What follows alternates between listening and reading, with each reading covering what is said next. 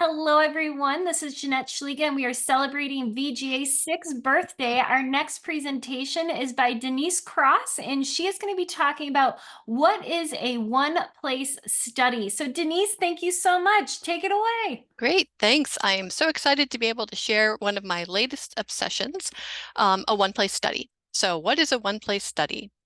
It can help focus your research on one place in depth.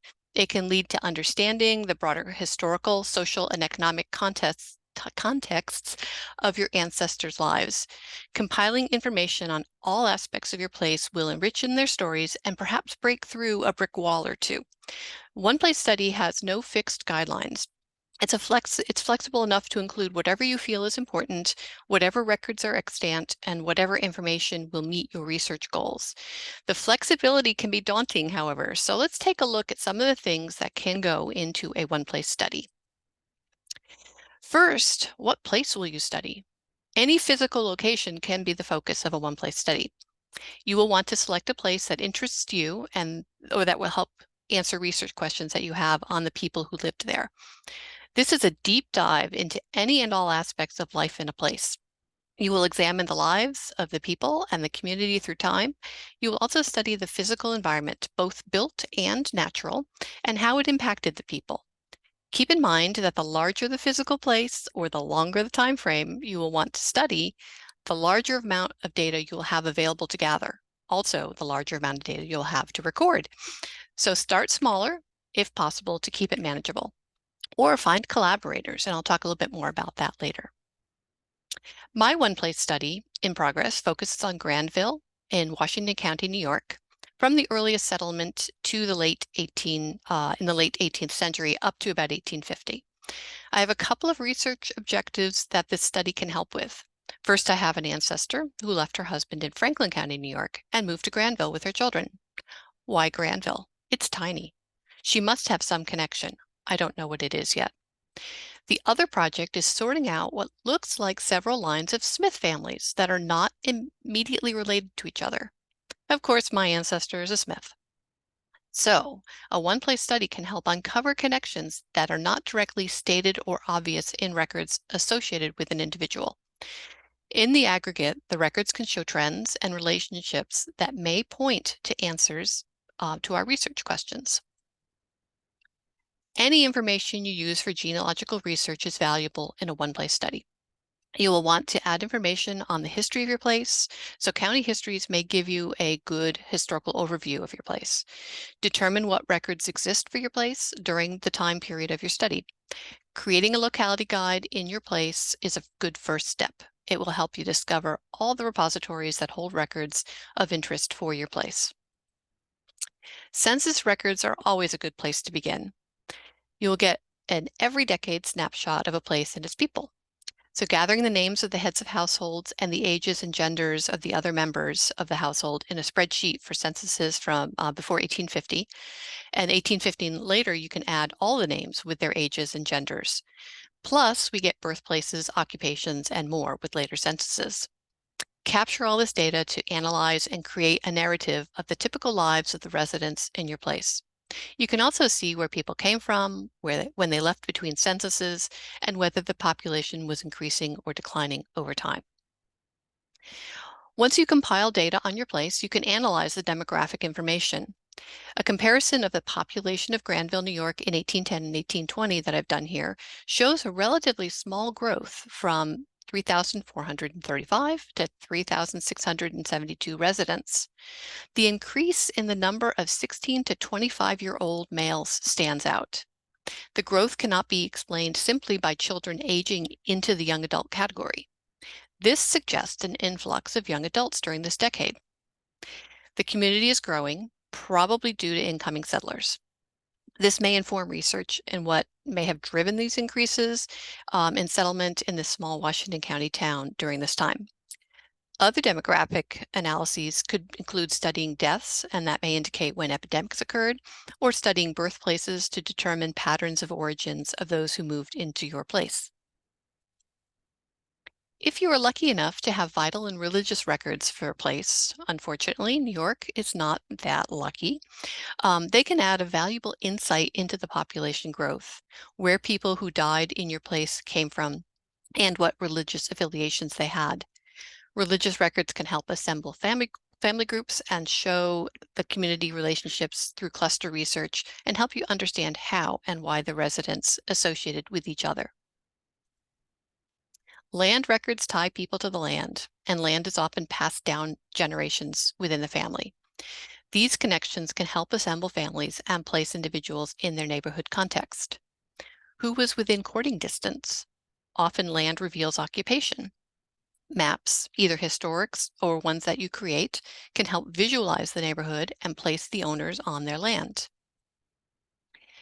One of the more powerful analytic methods for evaluating information from a one-place study is combining the sources of information. Here I've used an 1853 cadastral map of Granville with the 1850 census. The numbers that you see I added correspond to the census dwelling number. From this map, I can see what route the census taker took through this portion of Granville. I can also see who was probably renting their home because the head of household's names were not, from the census, were not on the map. Use maps to study the terrain and land formations and how the community was built upon it. Imagine how residents moved through the area and got to their workplaces, their churches, or the marketplace. Postcards and other depictions of the place can also add to this context. Add tax records to the land and census records to get a year-by-year placement of individuals on the land, or discover when they sold or died, or when the land was divided among heirs.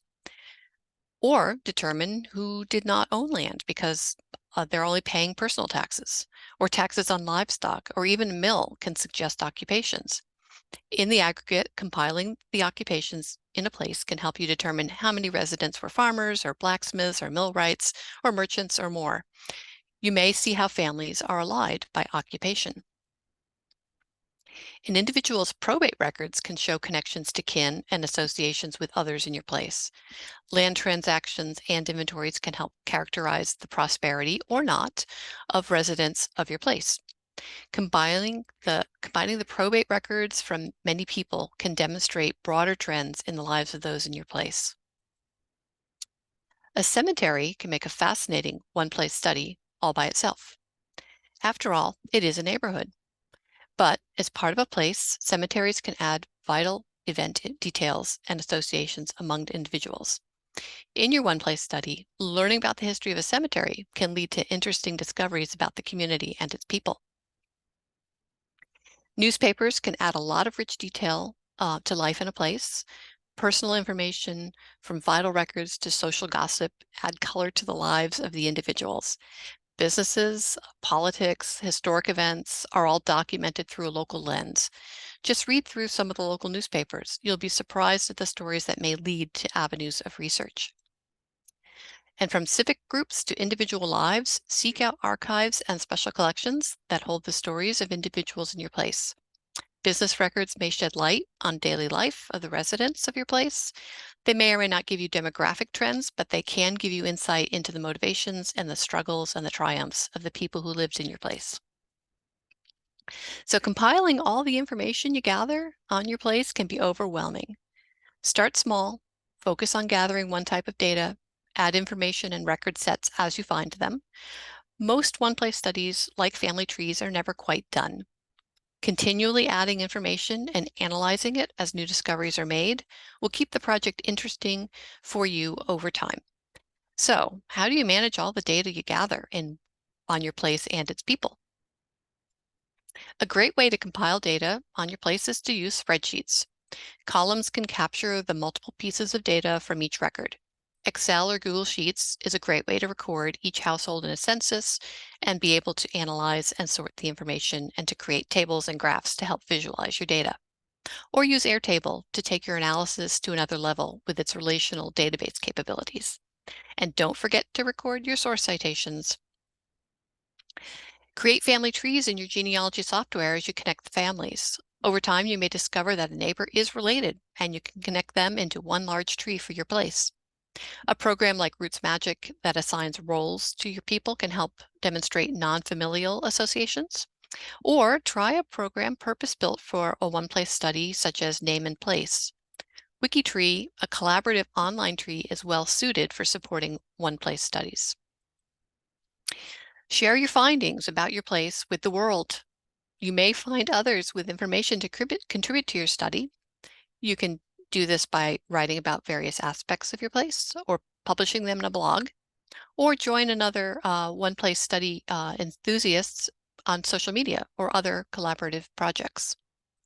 And this is where the collaboration comes in. WikiTree supports one-place studies by hosting a web page for free where study leaders can collect and publish their findings on their place.